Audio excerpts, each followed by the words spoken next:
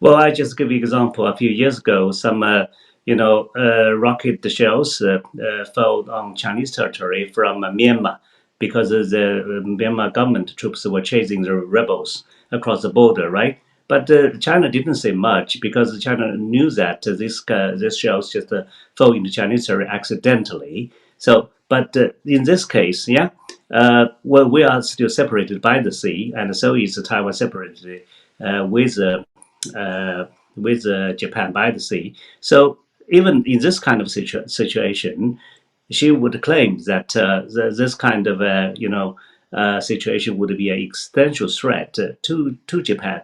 That actually went too far and invite me to think another question. For example, should there be a situation that there is a conflict in Taiwan Strait? Would the United States, yeah, send troops?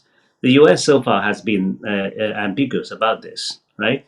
And if the United States would not send troops, yeah, to Taiwan Strait, would Japan send troops, yeah, themselves? So in this case, this is almost like the tail wagging the dog. Yeah, but in Japan, I think part of the reason is because immediately after the war, actually Japan's atrocities and things were not actually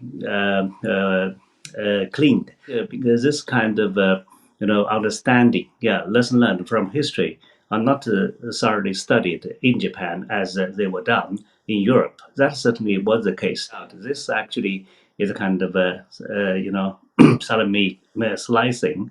It just start to snowball, yeah, because without a reflection on these kind of things, the root causes, and with the changing situation, politician would just make use of the changing situation to add things here and there, and eventually moving toward the goal of becoming more and more militarized.